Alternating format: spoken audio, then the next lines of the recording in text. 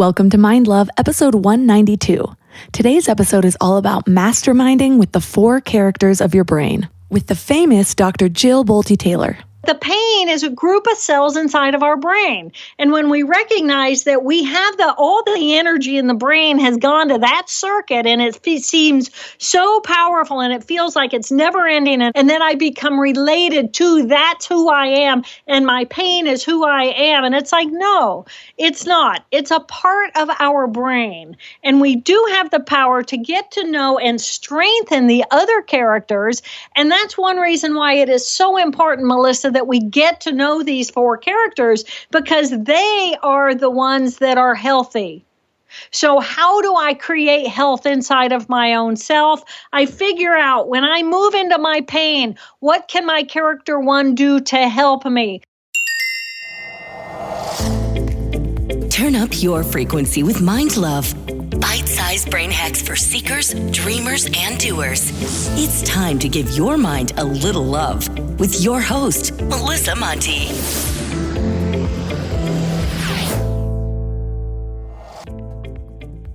Hello, my love. If you have not yet subscribed, please hit that cute little button. Subscribing, sharing, and 5-star reviews on Apple Podcasts are a really great way to give back if you find this show helpful. They help the show climb the charts, which helps more people find it and helps me get even better guests for you.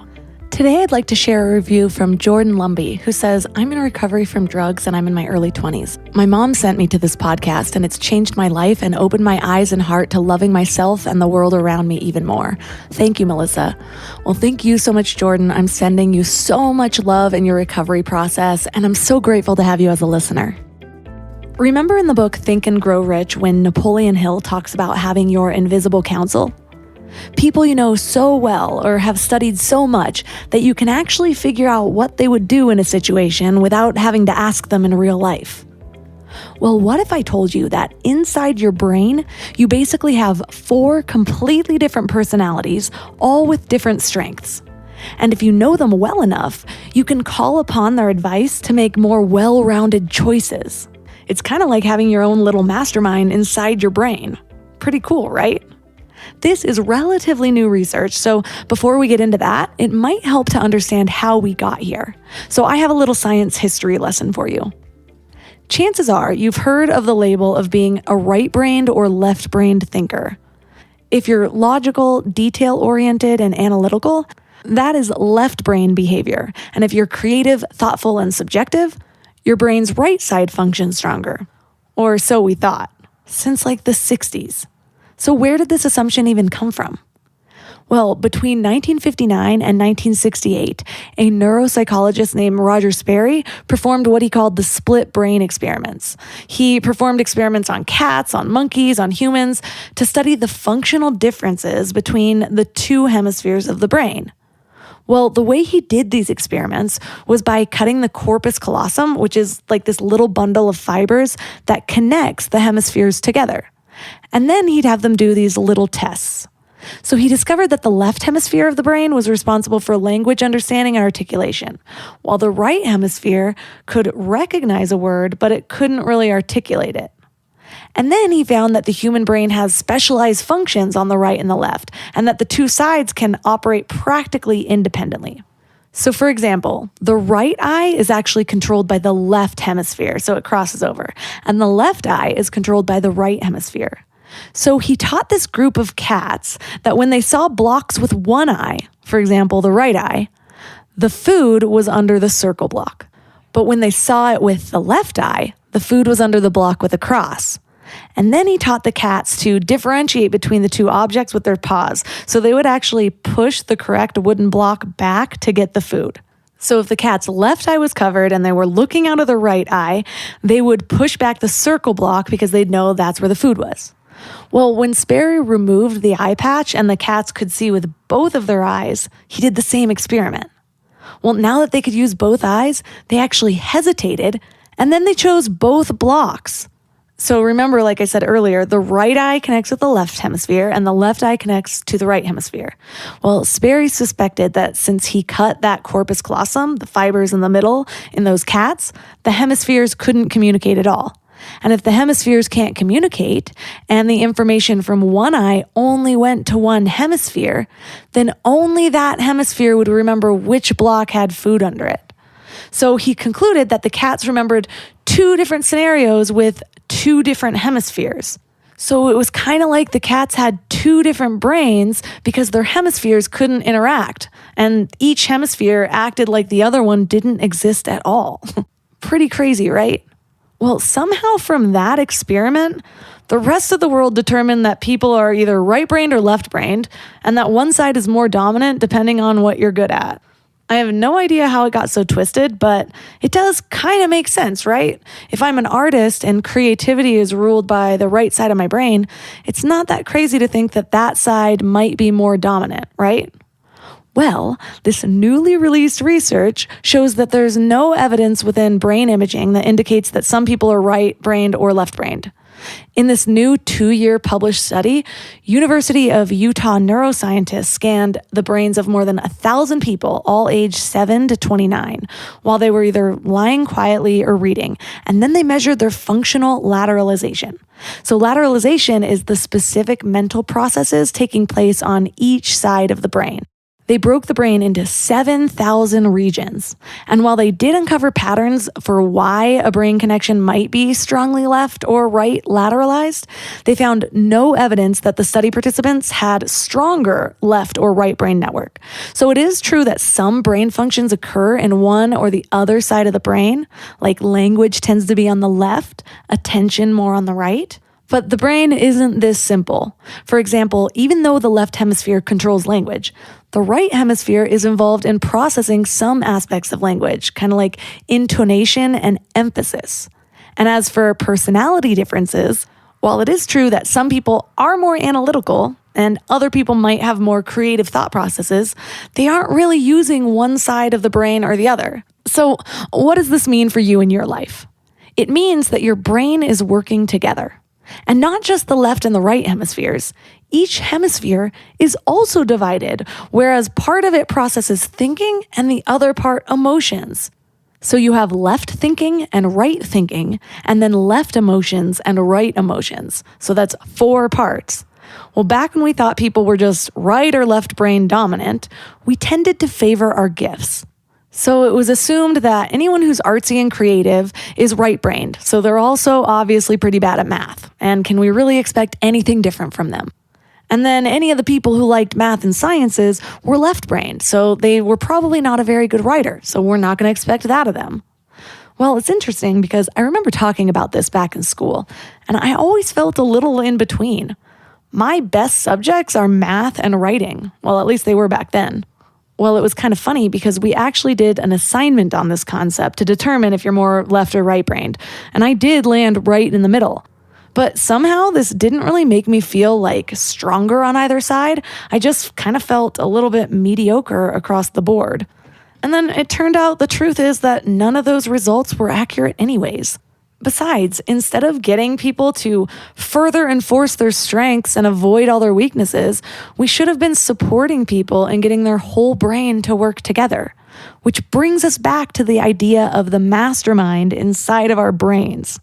So, like I said earlier, we have 4 distinct groups of cells divided between our 2 brain hemispheres. So that's 4 parts, and each of those parts has its own predictable personality. How cool is that? Well, when you really get to know these 4 characters, or these little versions of you that create aspects of your personality, then you can start to call upon them when you need them. So today we're getting to know our 4 brain characters, and our guest is Dr. Jill Bolte-Taylor. She's a Harvard-trained and published neuroanatomist. You might recognize her from one of the most popular TED Talks of all time called My Stroke of Insight. It is my absolute favorite. Well, to sum it up, way back in 1996, she experienced a severe hemorrhage in the left hemisphere of her brain, which caused her to lose the ability to walk, talk, read, write, or really recall any of her life. Well, because she had studied the brain so much, she was actually able to document her experience of having a stroke, and it is fascinating. She also wrote a #1 bestseller by the same name, My Stroke of Insight, which told all about her stroke and her 8-year recovery journey. And now she's bringing us another book called Whole Brain Living. the anatomy of choice, and the 4 characters that drive our life. So 3 key things we will learn are all about the 4 characters within our brains, how to get to know each character and understand which one is in charge, and how to practice a whole brain huddle to call all 4 characters into our awareness, and then together as a team contemplate your next best move. I will also be linking to her TED Talk in the show notes because it is one of the top 15 most viewed TED Talks of all time with over 27 million views. Definitely worth a watch. It's my favorite. But before we dive in, I want to invite you to join the thousands of people who are waking up to the Morning Mind Love. This is not your typical annoying newsletter. Instead, every weekday morning, you get a little inspiration to just set the tone for the day, give you a little positive focus. Think of it like a love letter to yourself from the cosmos. Plus, when you sign up, you get 2 free gifts, a 30-minute binaural meditation and 30 days of self-reflective journaling prompts to help you grow. And it's all completely free. So go to mindlove.com to sign up right there on the homepage. Or if you're out and about, text the word morning to 33777.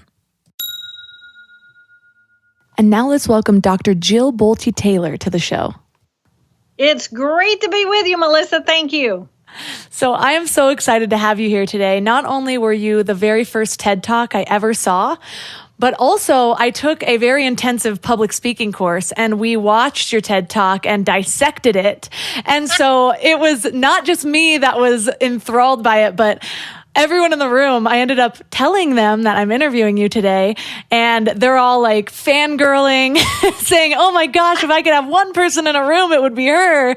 Well, and it's good to know, how people use that TED Talk, because I never know. And then I get these little messages. I saw you in my psychology class, or I saw you in my theater class. Well, it's good to know I'm being used for public speaking. Well, I am going to definitely be directing listeners to your TED Talk if they haven't seen it already, but give us a brief background on that experience.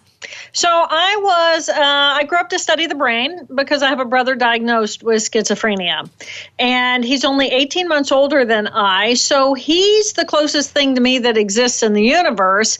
And as children, we were constant companions. And I recognized early that we were different kinds of people.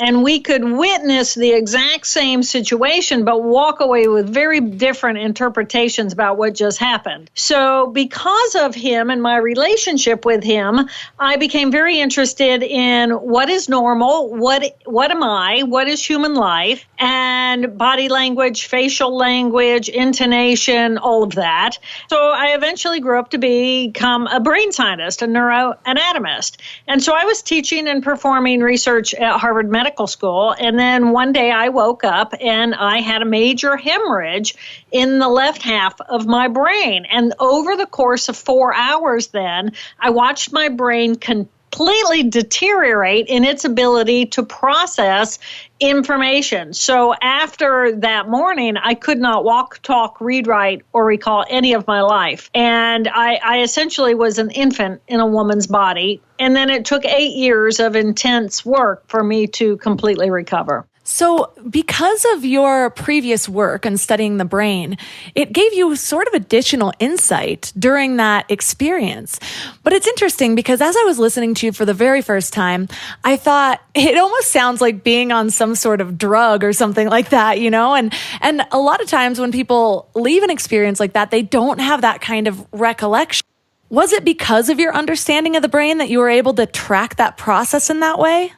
I think that it was a combination of one, I was educated about the anatomy of the brain. So I think in terms of cells and circuits. So when my hearing, for example, was different, not normal, I automatically traced information into the ears, into the auditory circuit, how it crosses over, how it gets up into the auditory cortex. So I think in terms of circuitry. And so for me, if I'm having peripheral vision problems, I know what that means at an anatomical level. So I think about it and I notice it in a way that somebody else might not be able to differentiate what was going on, what was the problem. So during that whole morning of the stroke, I was analyzing the experience not only having the experience and trying to save my life, but what was actually going on at the level of my brain. So I was observing this experience, and I would essentially have a whole brain, and then the left brain would go off. And the left brain is the part of our consciousness that connects us to the external world. So I ended up with a right hemisphere that was in the present moment, in the peaceful euphoria of the right here, right now, where I feel as big as the universe. And then I would waffle back into that circuitry would come back online, and then I would regain function in the external world, get a few steps closer to rescuing myself, and then I would drift right back out. So through the eyes of a scientist, it was a fascinating experience to watch the deterioration, and it brought to life, like a really bad movie, everything I had learned in my academics of understanding brain anatomy, because here it was up close and personal. So it was fascinating and devastating all at the same time. In your newest book, you talked about how when the cells in the left hemisphere did experience that trauma and shut down, you didn't just lose cells and skill sets, you lost a part of your personality. Can you paint a picture of what that was for us? Like, what was lost and what was it like to experience that?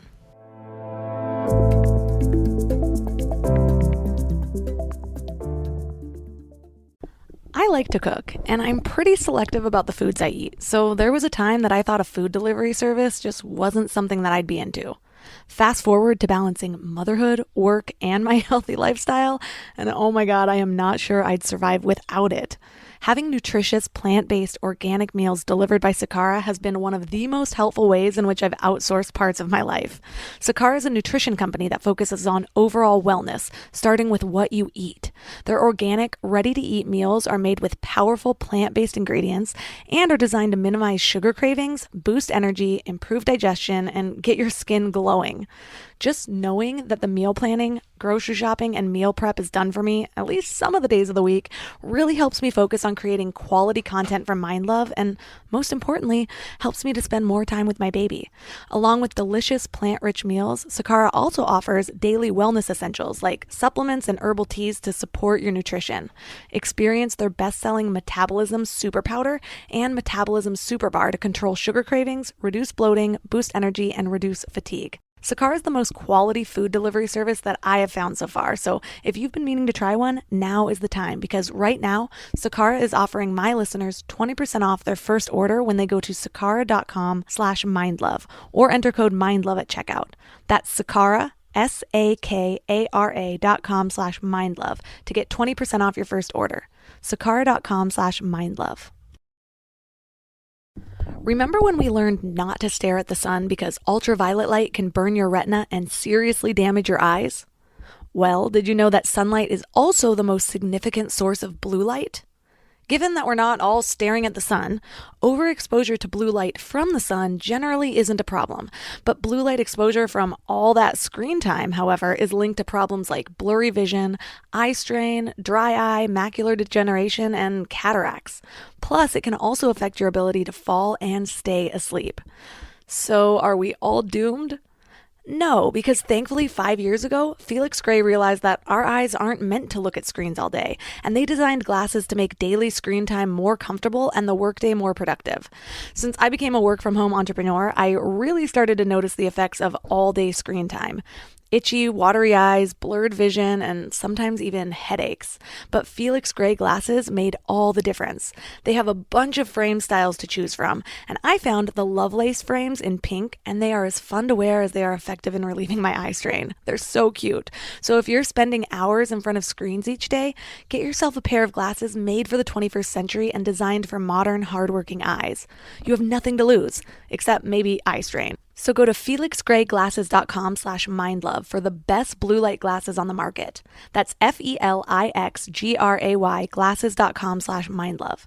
Free shipping, free returns, free exchanges, felixgrayglasses.com/mindlove.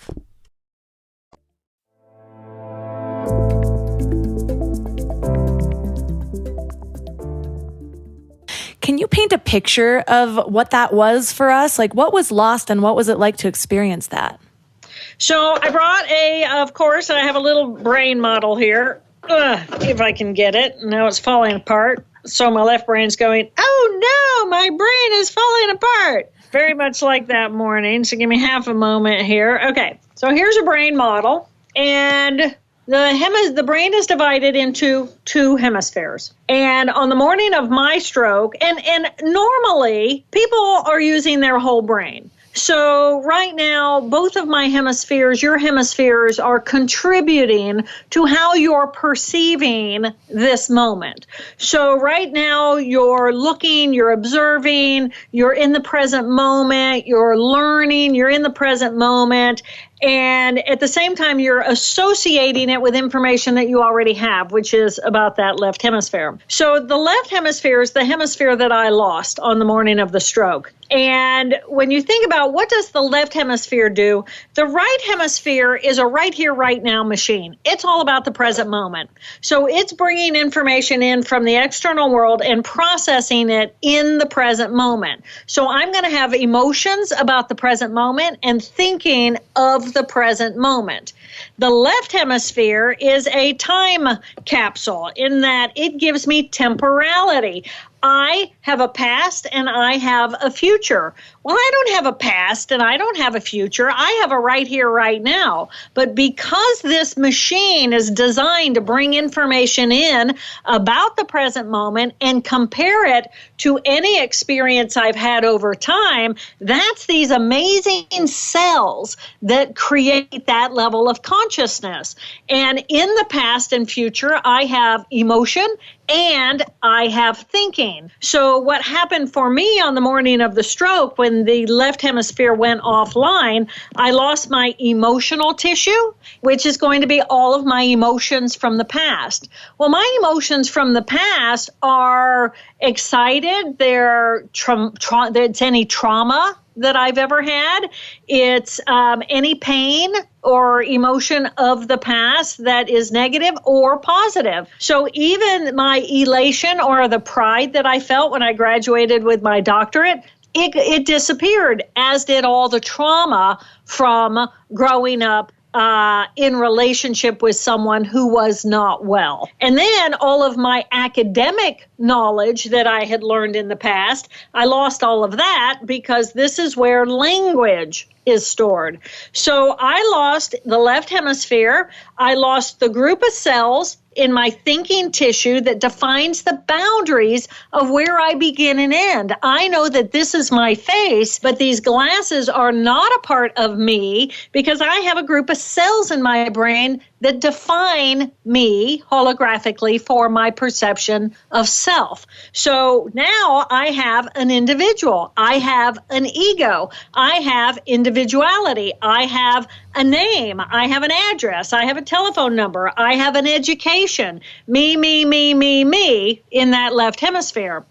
So I lost, essentially, when that hemisphere went offline, everything that had anything to do with me, the individual, but I still had a whole consciousness of the present moment where I experienced myself to be as big as the universe. But I lost the emotions of my past, and that's a character, and I lost the thinking part of my brain, which is also a character. So that thinking part of my left brain is my alpha personality. She has a to-do list. She defines where I begin and where I end. She defines what's right and what's wrong, what's good and what's bad. She creates with language, so she communicates with the external world. She likes to be in control of people, places, and things. She actually cares that I put my stapler back where my stapler belongs, because she has a preconceived notion about what is right and what is wrong. And we all know that that's a personality.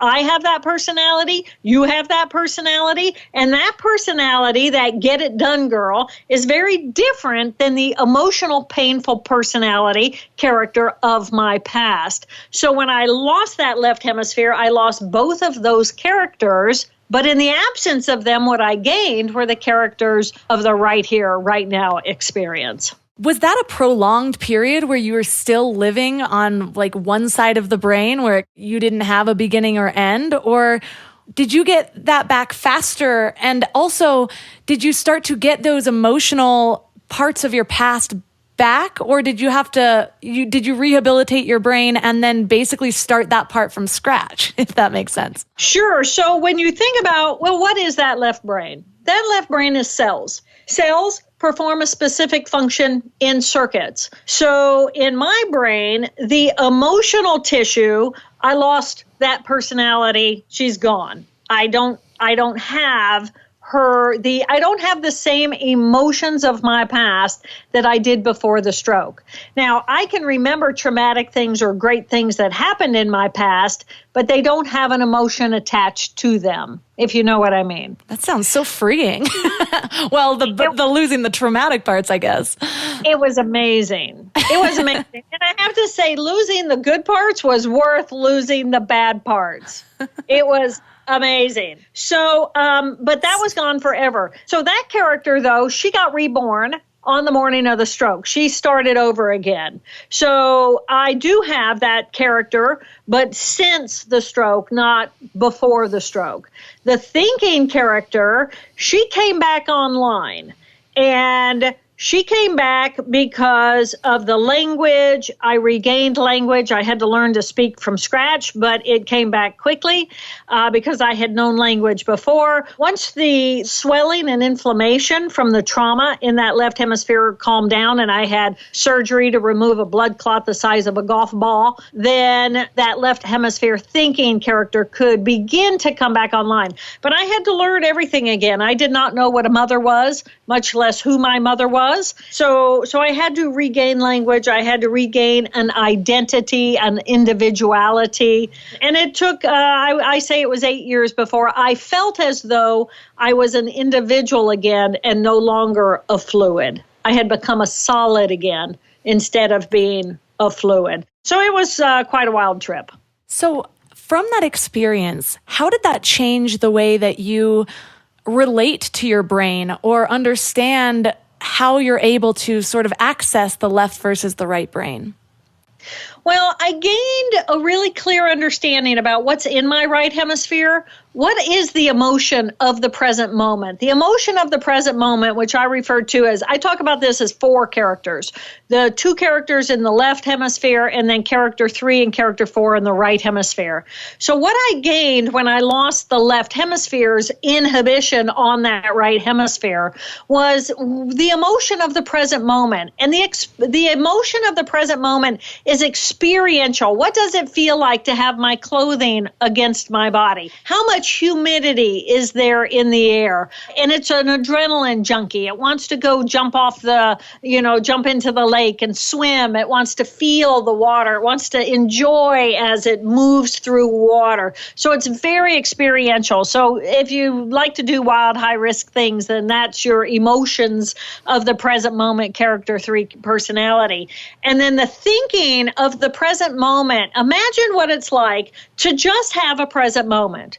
You don't have a past, which means you don't have any relationships with people, and you don't have a relationship with a job, and you don't have any of the stress circuitry that goes with people and relationships and work.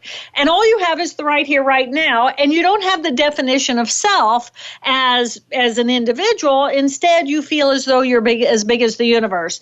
And so the feeling of that part of our brain is where our deep inner peace rests. It's the part of us that is simply filled with gratitude that we exist at all. I am alive. What a wonder, in awe that I have life, I have eyes that see, I have hands that can manipulate space, I have voice that allows me to speak language. It's mind-boggling that I exist at all. I mean, when you really stop and think about what is life, wow. I mean, it's just a big wow. To me, it's just like a really big wow. It's unfathomable that somehow the energies of the universe work together in perfect order in order to manifest not just a single-celled organism, which is a single semi-permeable membrane dividing what is outside of itself from what is inside of itself, so that it can be stimulated by what's outside and it can interact with what's outside, which to me is the meaning of life, is to stimulate and be stimulated by. Right right down to the single cell, much less 50 trillion molecular geniuses all packed together as a human being. I mean, if anybody in your audience doesn't have an amazing awe and sense of gratitude that they exist at all, they're forgetting to look at the miracle of what life is. And that is what the character 4 is of our right thinking tissue. So tapping into that blissful euphoria, that awe, that amazement, that sense of incredible, intense gratitude that I exist at all, regardless of the weird stuff going on in my daily life. Outside of that, shifting into this magnificence of what we are, wow, that's the consciousness we want to tap into when we meditate or when we go into prayer. You had mentioned in your book the split brain studies that were done decades ago, and it created this kind of movement of people talking about if they were left brain people or right brain people, or if their children were left brain or right brained. But you mentioned that the way that it was used didn't really create well-rounded kids. It caused them just to move further into the side of their brain that was already dominant. What should we have taken from those studies? So I think what we should have taken from those studies is that we have two very different consciousnesses inside of our heads. And we already know that. We have an ability to shift into the present moment, experiential, and we have an ability to actually shift into a past or to remember or to dream about what am I having for dinner this evening. We have the ability to step out of one consciousness into another consciousness. And yes, in those days, if you had a child who excelled at more right brain, creative, artistic, we should have stuck them in engineering and helped them train their engineering, linear, methodical thinking so that they could become more whole brained. And then the same thing for the left brain, methodical type of thinkers. We should have taken them and had them use their methodology, but out in nature and use their right brain so that they could become more whole brain developed. And we did exactly the opposite thing. We wanted our children to achieve, so we put them in classes where they would excel instead of actually really struggle. So I think that was a miss, and I think that partially because of that, we now exist in a society that is extremely skewed to the left hemisphere value structure. So your whole book is really about how to get to know these 4 characters of your brain and understanding them from a different level. And so then we can understand how to maybe move to one when we see it as a benefit of doing that. Can you go a little bit deeper into how we can actually observe ourselves to know when we are too heavily leaned to one part of our brain and when we need to use these practices to kind of even ourselves out a little bit?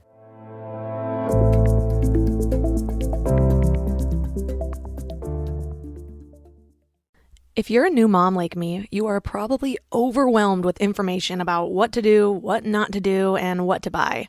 Trust me, between books and podcasts and friends' advice, it's a lot. But thanks to Love Every, shopping for toys just got a whole lot easier. Love Every takes the guesswork out of purchasing meaningful playthings for your child. All I had to do was provide Love Every with my baby's birth date, and a play kit expertly tailored to my son's exact learning stage just arrives at my door. With Love Every, I have the right toys for the right time, with new play kits delivered every few months as bravery grows. Plus, each play kit comes with a play guide that's packed with expert tips, ways to play, and do-it-yourself at-home activities that your kids will love. I just got the sensor play kit in the mail, and once again, Bravery has a new favorite set of toys. I've been posting about it on Instagram all week because this kit was his favorite yet. When we started playing with the rainbow wheel and the magic tissue box, I honestly didn't even realize he had the skills yet to interact with those toys, but then just there he goes. It was so fun to watch. So take the guesswork out of your child's play. Choose Love Every today and get free shipping when you sign up to receive your play kits at loveevery.com/mindlove. That's LOVEVERY.com/mindlove for free shipping. loveevery.com/mindlove. Summer is in full swing, and I am spending as much time as possible outside. I'm ready for parks, beach days, and sun-kissed skin. And just because I'm in mom mode with my 4-day messy bun and infrequent showers does not mean I don't want to still feel cute. And sometimes that just means a few pieces of carefully chosen jewelry to add a bit of sparkle to the spit up, which is why I am so excited about my new pieces from Mejuri.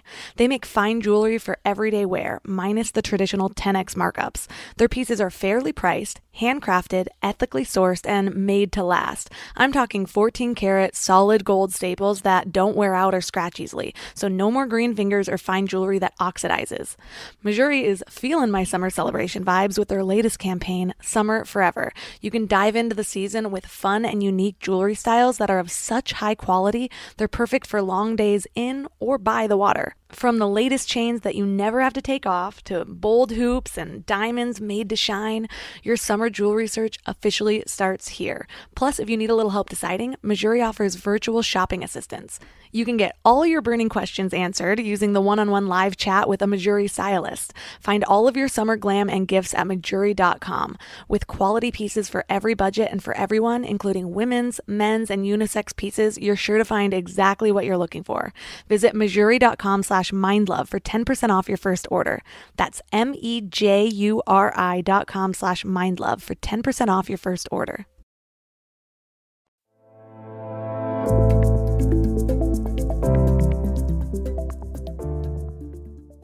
Leaned to one part of our brain and when we need to use these practices to kind of even ourselves out a little bit.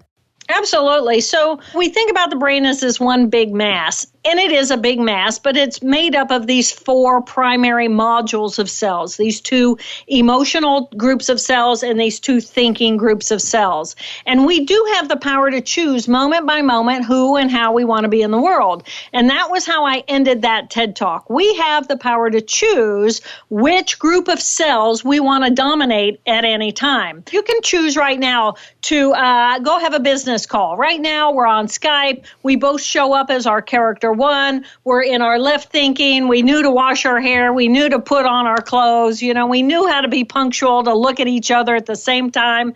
So we know how to organize our lives so that we can be functional human beings. We can choose that at any time. Or we can be emotionally triggered. Or we can think about something that makes us really sad about ourselves. Or we can think about somebody we're really mad at and we're holding resentment about because they said something or they did something years ago that, I still haven't forgiven that person for that. And I can choose to run that circuitry. And that's that little character 2 pain of the past. And we can hook into that at any moment. And then there are some people who we have our little emotional trigger set out for them to just tromp on. And then they hurt our feelings and we feel bad, or they make us angry, or they make us sad, or they make us, we just want to fight with them, and that's that character 2. And we have the power to choose to go into that or to prolong once we are in that.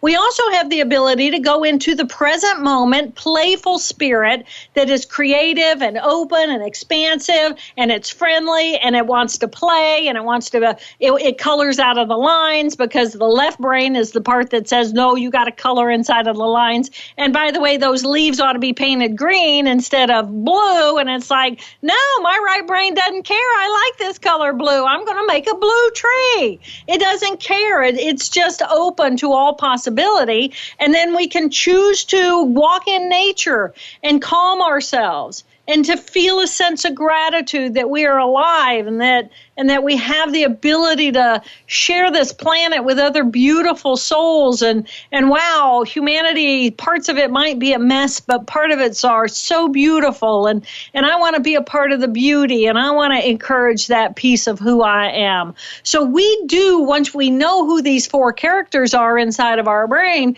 we have the power to choose moment by moment.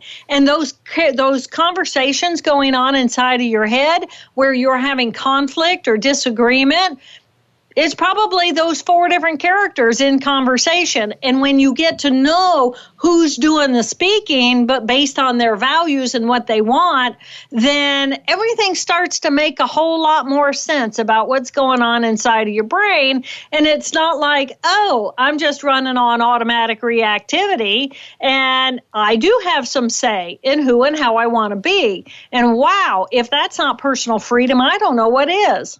It kind of reminds me of Napoleon Hill.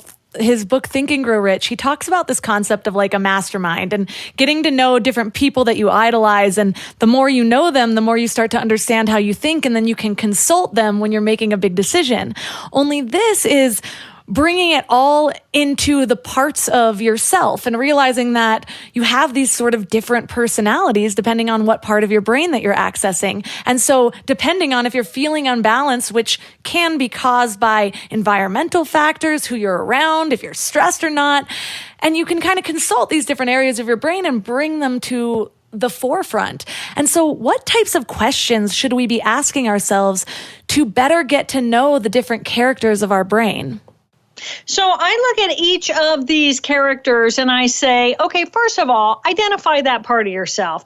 Who is that A-type personality that likes to go to work? Give that character a name. You know that character very well. So I call mine Helen. It's short for Hell on Wheels. She gets it done. So then I ask myself, well, who likes Helen? Well, other character ones like Helen a lot because Helen is hell on wheels and she gets it done. People know that they can count on Helen. Helen's going to show up on time. She's going to be very methodical in how she thinks. She's going to keep to-do lists, like to-do lists everywhere. Helen's got it organized, right?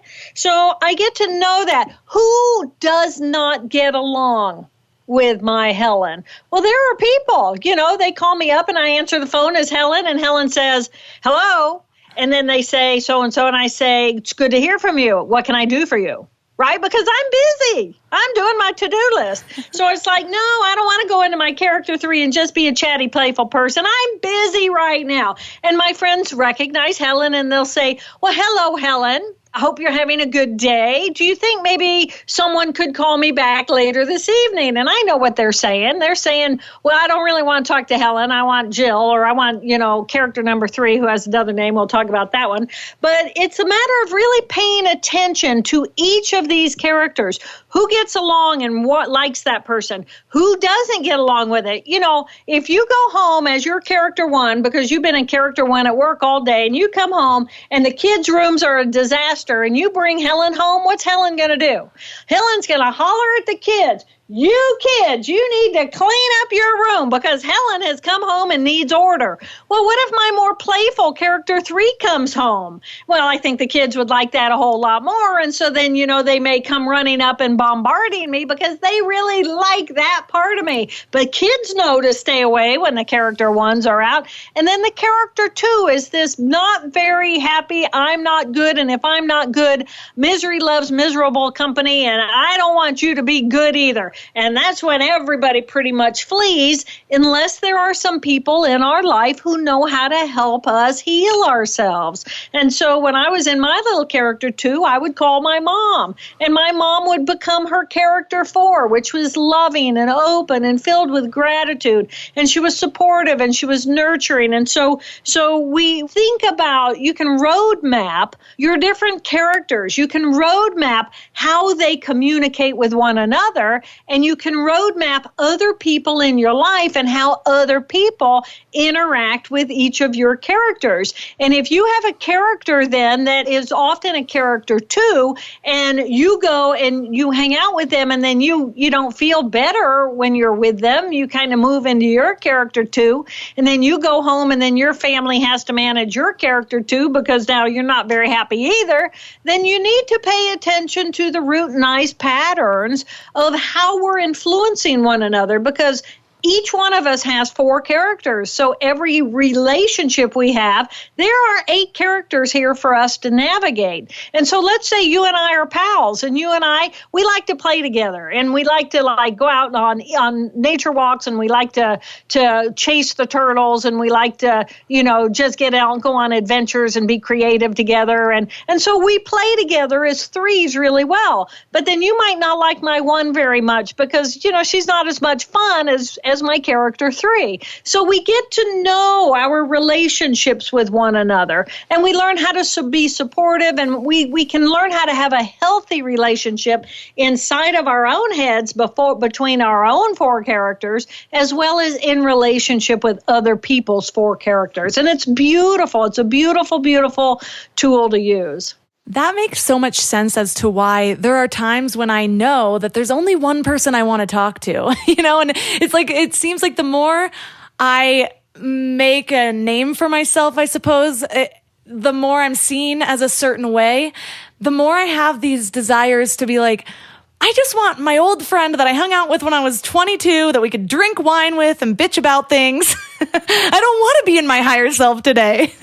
Exactly. Well, and that's exactly right. And we play these roles with one another, and it's like, but it can become a beautiful language for people. So I have these friends, and the wife is a school teacher, and she's very organized. She's a total character 1, but she's got a strong character 3. But she's a character 1. She teaches elementary, so she's, keeping the classroom in order. She knows where she is in that hierarchy. She's now got kids on video because of the pandemic, and she organizes her home and her kids and her husband. So she's a strong character 1. And her husband, he's a strong character 3. Now, he has a strong character 1, but he's a default character 3. He's fun and playful, and he wants to have a good time, and he loves to play tennis, and he works, but he really likes the fun part of his life better. So he's a primary 3. So my friend can now call him up on the telephone on the way home and say, honey,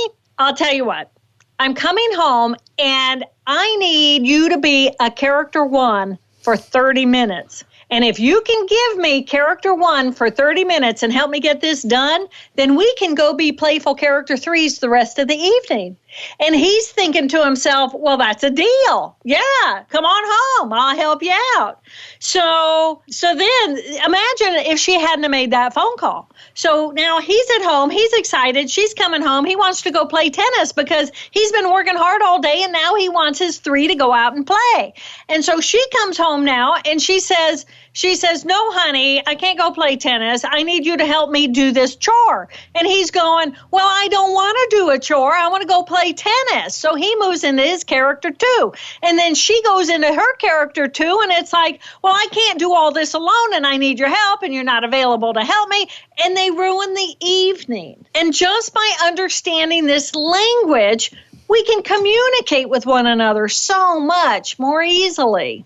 It's almost like a much more scientific spin on the idea of love languages, only it makes more grounded sense. It's not just how to show love. It's more like how to actually connect with somebody else.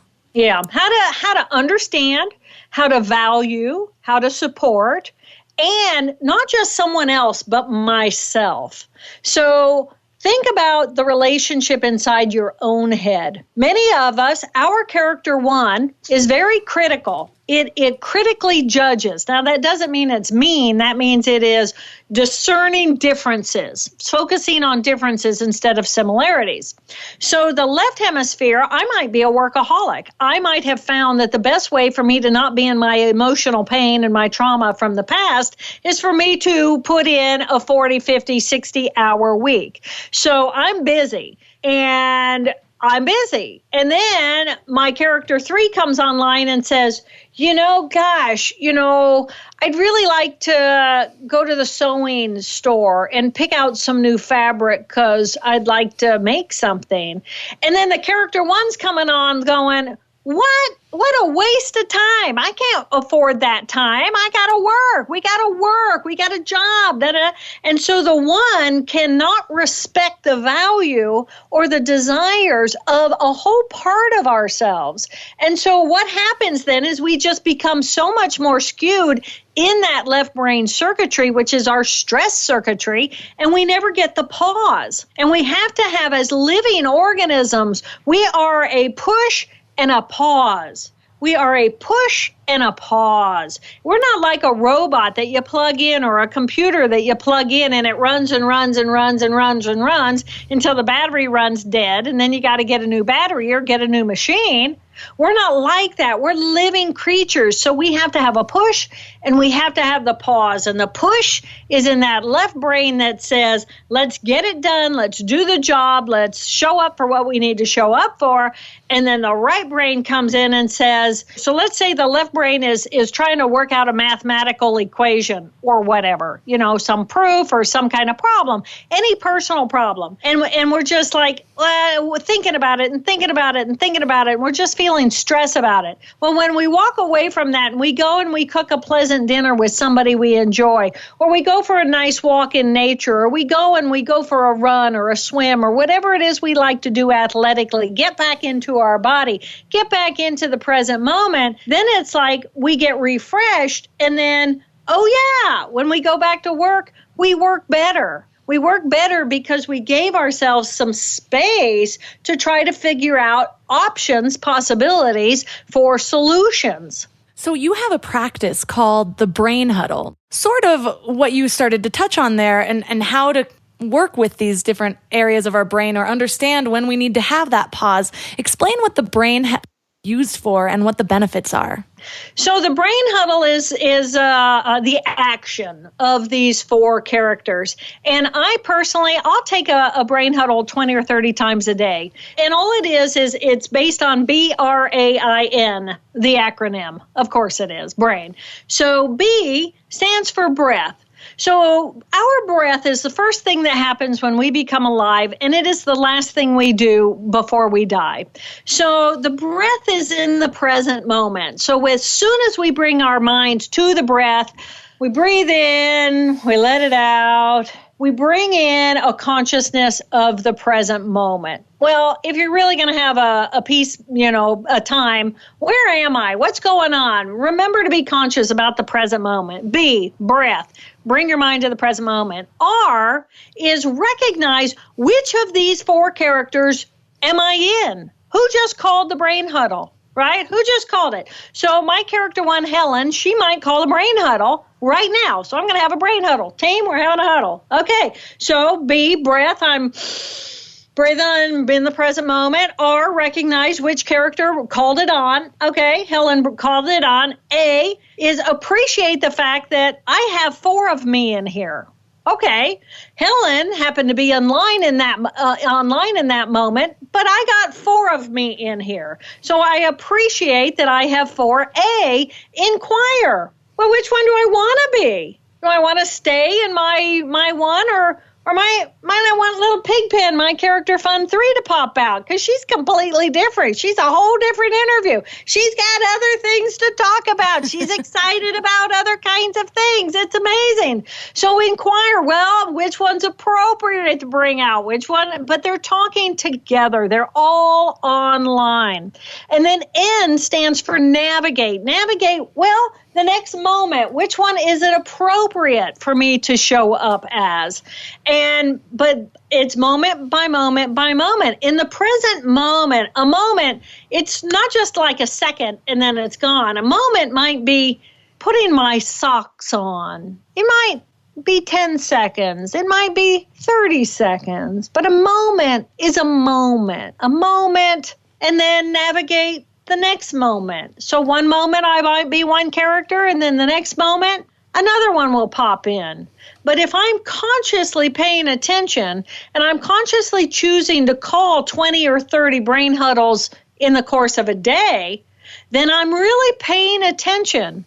I mean, let's say somebody calls me up and they just make me really mad. Right? All of a sudden, I'm just like triggered. I'm angry. Boom, straight into character 2. And I know I'm in character 2. You know when you're in character 2 because you are not happy. You're already like bite something, right? And you're growling and you want to share that growl with other people and you want to just stomp and you want to maybe, you want to go diss somebody in public. A whole lot of that's going on right now, right? We have lost our manners. So that's our little character 2 just bouncing out at these people who have done nothing to deserve our hostilities. But anyway, I know when I'm in my character 2, and that's a great time to call a brain huddle because it's like, okay, I'm unhappy. I don't feel safe.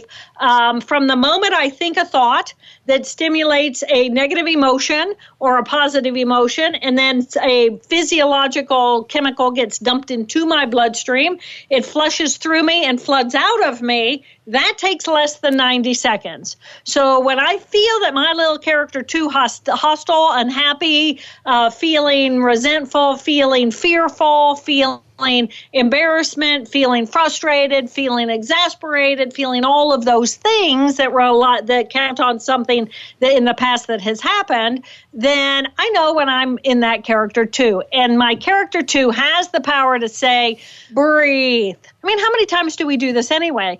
Breathe. But what we're doing is we're breathing, we're focusing our minds into the present moment, and then just go through the rest of the brain. Recognize, in this moment, I'm feeling pretty hostile. It's my character 2. I call her Abby. She's been for abandonment. She's not happy. It's not good. People don't want to be around her. So BR, recognize I'm in my 2A, appreciate the fact that I've got these other 3 characters backing me up. And all the energy in my brain has gone into that hostile little character 2, and I just need to expand that out and choose, okay, well, what can Helen do in order to create some order in the world so that this doesn't happen again? Helen's a fix-it machine. Helen wants to help. Character 4, she wants to come in and be nurturing and loving and help little Abby feel like she's not alone. And then little character 3, I call Pigpen. Pigpen wants to come in and take Abby out to play. So recognizing that I have the power in any moment to pick and choose which of these characters I want to have navigate next, and to know, for them to know that they have the support of the rest of the brain team. A lot of these examples are around when we realize that we're being too analytical or hostile or judgmental, and how to come back to the present moment. What are some examples of when it goes the opposite way? We need to be a little bit more left brain than right. So the teenage brain is a fantastic example of chaos, right? Chaos at a neurological level, the teenage brain, right before puberty hits, the brain, it creates more connections between the cells, more synapses between the cells, and that lasts until about the time puberty actually hits. But if you know these tweeners, they're before the teens,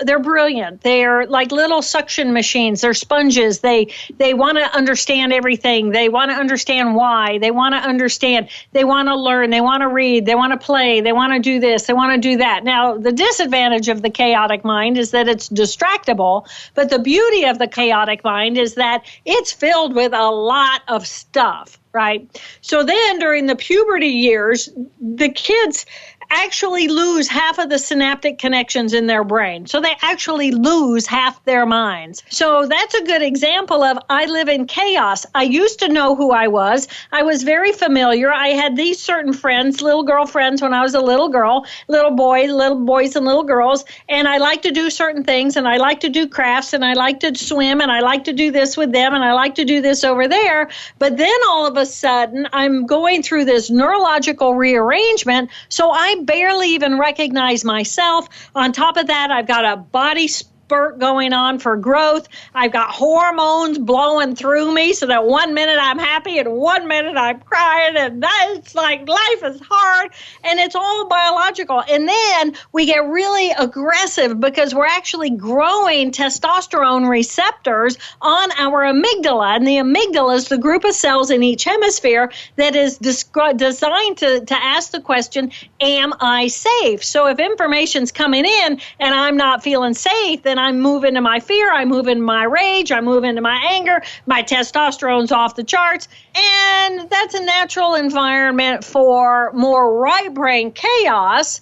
And And there are times when it's really important. This is why structure is so good for teenagers, because then we are imposing on them, well, if this kid is on a football team, then now he's going to practice. And practice is at a predictable time. And he's going to hang out and do predictable things in his body. Or he's going to be a member of the chess team. And in chess now, he's going to have a certain level of methodical, linear, cognitive thinking, which is going to be that left hemisphere character one. So we can purposefully use structure in order to help that right hemisphere that feels like it's just kind of randomized and bring it back to some order. I mean, we are whole brain living. That's the ultimate goal, is to have these two beautiful halves work together as a whole. So during your recovery process from the trauma to your brain, I almost feel like it might have been a blessing that it was the left side that went off, because you couldn't have been so judgmental during your recovery process. How did you see the four characters working together while you were trying to recover, especially lost a lot of faculties until you had gained that back? I mean, it sounds like it might have been difficult. It was really difficult. And part of that was because I didn't realize that I had lost characters. All I knew was that I had lost skill sets. And it wasn't until I started recovering the circuits, the cells and the circuits, that character one ended up getting stronger and stronger. So I could not read, write, or recall any of my life. So I lost my reading, writing, and my arithmetic, which is very left brain skills, and language. So I had no language, and I lost that group of cells that defined the boundaries of where I began and where I ended. So I knew that I was missing skills, but I did not realize that I was missing personalities until that character one came completely back around and said, well, now that I'm back, I'd like to be the boss again. And I thought, no, we love you. We are grateful for you. But oh my gosh, we want to choose the deep inner peace of the present moment experience over what we had before. Now, we are grateful that you're back online, and we cannot be a functional, rational human being without you. But you're going to be in service to all of us. We are all going to be in service together. And that's a completely different negotiation about a democracy inside of my head than Helen being the mighty ruler again. So what is going on with the four characters of the brain when somebody is dealing with something like addiction or alcoholism? So when you think about the craving part of our brain is in our left hemisphere, and it's in the emotional character 2 tissue. And this is a group of cells called the insular cortex. And the insular cortex is where craving happens. And I drink because I crave the alcohol, or I crave a high, or I crave my games, my technology games, or I crave sex, or whatever it is I'm addicted to is going to be in that craving of that character too. And this is so important because we're all pretty much addicted to something. We might be addicted to activity, we might be addicted to work, we might be addicted to our relationships. And addiction is going to be, what do we crave? Well, I crave movement. I have to have activity or I become depressed. So I don't care about gray skies. I'm good with that. I don't care if it rains. I'm good with that. I need movement. I don't care what kind of movement it is, but I need movement. But that's my character 2. And so if we have a problem with addiction or alcohol, and we're going to go through a rehabilitation program in order to chill that out and get rid of that addiction, then character 2 has to participate in the rehabilitation program. Because Helen, character 1, can come in and she can say, okay, what are the hoops I have to jump through? Okay, I need to stay sober. Okay, so I need to stay sober for 30 days. Okay, I need to dress like this. I need to do my personal hygiene. I need to do that. I need to go to this group therapy. I need to do this. I can jump through those hoops as a character 1 or a character 3 or even as a character 4. And look clean But the problem is still there. If my little character 2, which is the one in pain, which is the one that has the problem, that part of our personality has to participate in the rehabilitation process, or we'll probably go into relapse. So how do we bring the character into that rehabilitation process? So, I think that this takes it all right down to getting to know our 4 characters. When you know your pain, so many of us use something to get ourselves away from our pain. We exist in a society that, as soon as I start to feel hunger, I think I need to eat. Because of that, I may be addicted to food and I may be obese. If I have any emotional pain at all, then, I want to go have that glass of wine with my girlfriend. And then we can just kind of moan till the cows come home about, how he done me wrong or whatever it is. So really getting to know that pain and realizing that our emotional pain is a group of cells inside of our brain. Now, it is horrible. It feels horrible, but it is powerful beyond measure. People kill for that pain. People commit suicide over that pain. People do all kinds of crazy addictions and behaviors because of that pain. But the pain is a group of cells inside of our brain. And when we recognize that we have all the energy in the brain has gone to that circuit, and it seems so powerful, and it feels like it's never ending, and it's going to go on and on and on. And then I become related to that's who I am, and my pain is who I am. And it's like, no, it's not. It's a part of our brain. And we do have the power to get to know and strengthen the other characters. And that's one reason why it is so important, Melissa, that we get to know these 4 characters, because they are the ones that are healthy. So how do I create health inside of my own self? I figure out when I move into my pain, what can my character 1 do to help me? Well, if I'm an alcoholic, character 1 might want to not have alcohol in the house. Or I might not, go out for a drink with my girlfriends if I know that, I'm going to be at a bar and alcohol is available, and it's not good for me to get started with that. So character 1 can say, Melissa, instead of going to the bar, why don't we go for a walk through the park? Or why don't we go for a picnic here? Let's go do this instead. And then hopefully my friend recognizes that this is a healthy thing for me. And so you're going to support me in that. We're going to go do something other than set me up for failure. But at the same time, I have this character 4 right here inside of my head. And my character 4 and your character 4 is so elated that we exist at all. And character 4 recognizes the magnificent beauty of what we are as living beings, and that life is this tiny little amount of time. If we get, 20 years or 120 years, doesn't matter. Life is this miracle, and whatever it is a precious, precious thing. And we have it. And wow, just the wow, let that awe sink in about, oh my gosh, I'm alive. And allow that part to come in and nurture and hold and support and love the pain of our little character 2, so that little character 2 doesn't feel alone, because character 2 is not alone. She is a group of cells inside of our brain that it has an ego group of cells saying, I'm separate from all that is, but I'm as big as the universe. Wipe out those cells.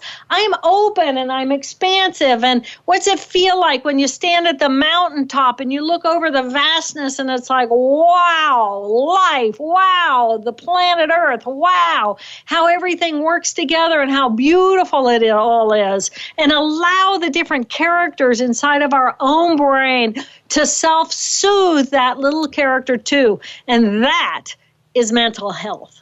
That is how we increase our own mental health. Oh, I feel like so many need that, especially given everything that's been going on in the world recently. And so much of that last character makes me think of plant medicine experiences, which I'm sure you may have heard about the similarities. Has it ever piqued your interest to try that because of your experience with your stroke?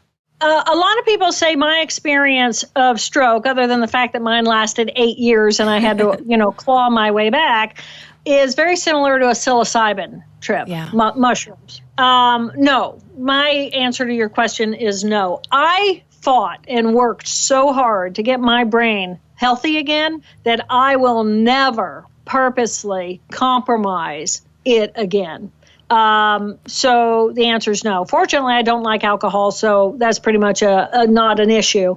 And I have zero temptation. However, that's because I've had this experience. Now, for people with post-traumatic stress disorder, for people who absolutely cannot find their way out of their character 2, under certain guidelines with professionals, microdosing, different medications, different plants, different whatever drugs can prove to be insightful, so that just recognizing, oh my gosh, I spend so much time mulling over the details and the pain of it, and I get caught in those loops and I've not been able to get out, but now I have a glimpse of something else, of what these other people have had, then that often will download an enormous volume of stress inside of people, simply because now they know that they don't have to take themselves so seriously. So I personally know I doubt if I'll ever make those explorations of biohacking.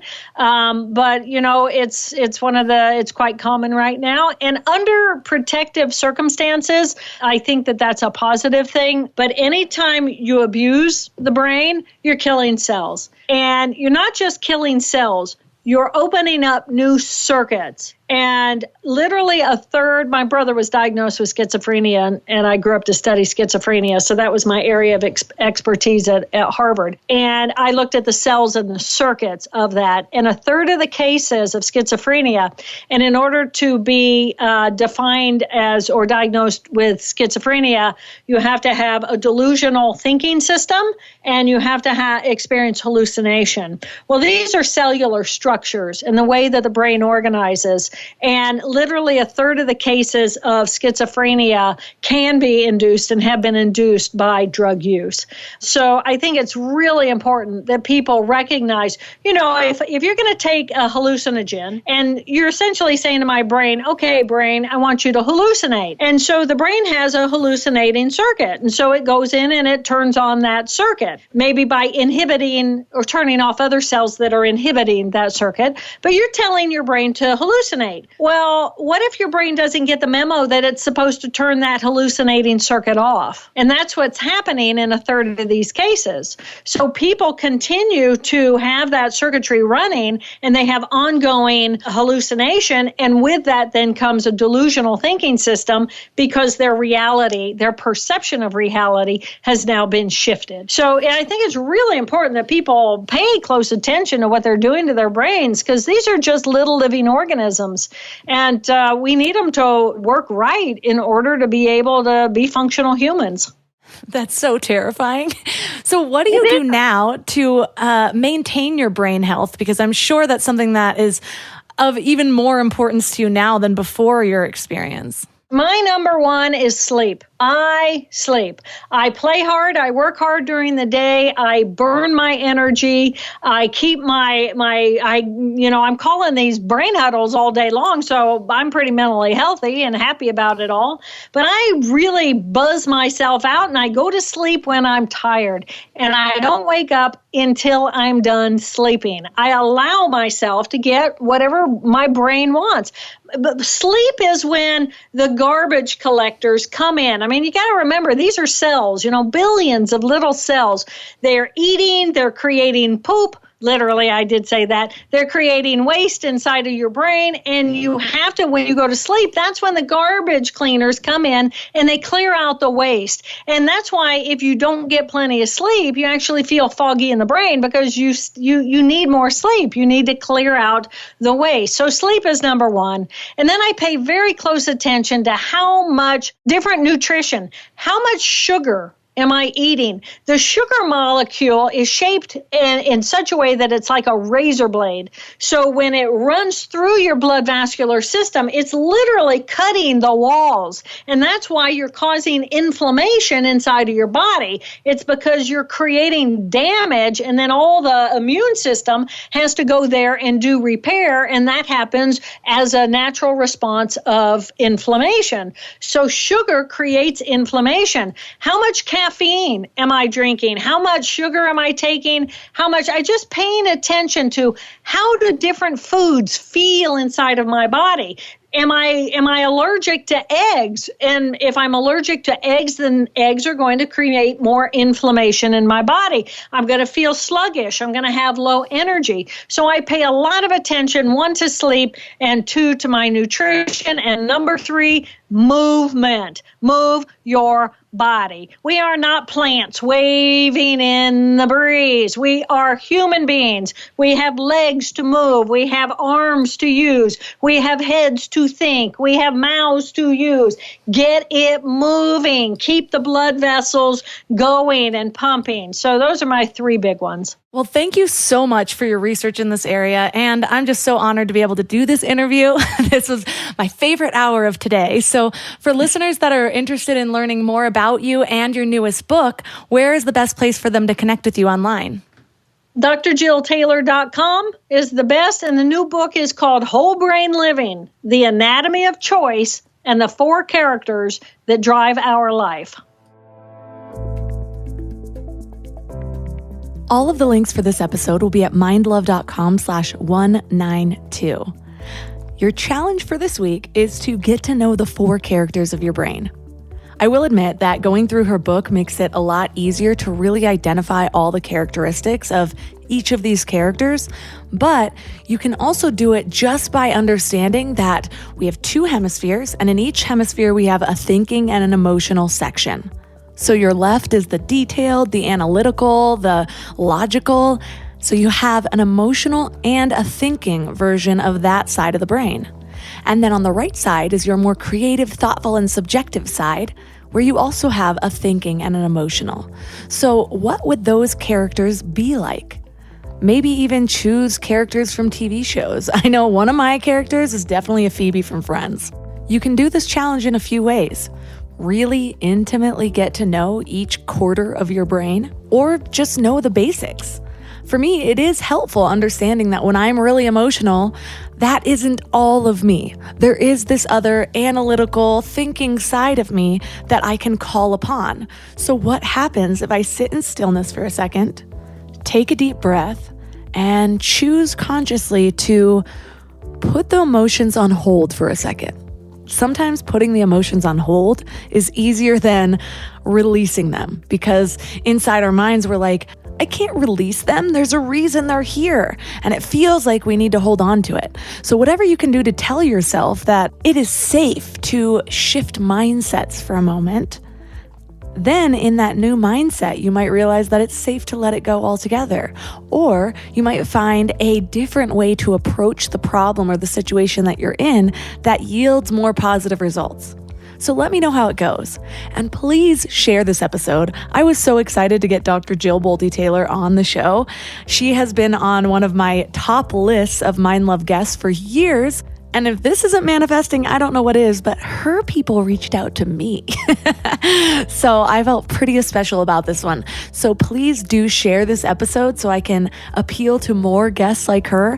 It's also inspired me to reach out to even more TEDx speakers because I had so much fun with this interview. So if you have any TED Talks that are your absolute favorites that you think a Mind Love episode would be great for, please share the link with me or the speaker or the author or whoever it is that you have in mind to be on the show. I'm also really excited to announce that you can now sign up for Mind Love Premium straight in Apple Podcasts. There are more benefits to joining at my website at mindlove.com/premium, but I know that this option makes it so much easier for so many people. So please subscribe if you love the show, because this is how I make my living and this is how I bring more Mind Love to all of you. And think about it this way. You can buy a whole year of Mind Love Premium for a fraction of the price of one therapy session. Worth it. So that's all for today. Thanks for giving your mind a little love today, and I'll see you next week. Thanks for tuning into Your Higher Frequency with Mind Love. Head to mindlove.com for a free gift to keep your vibes up until next week.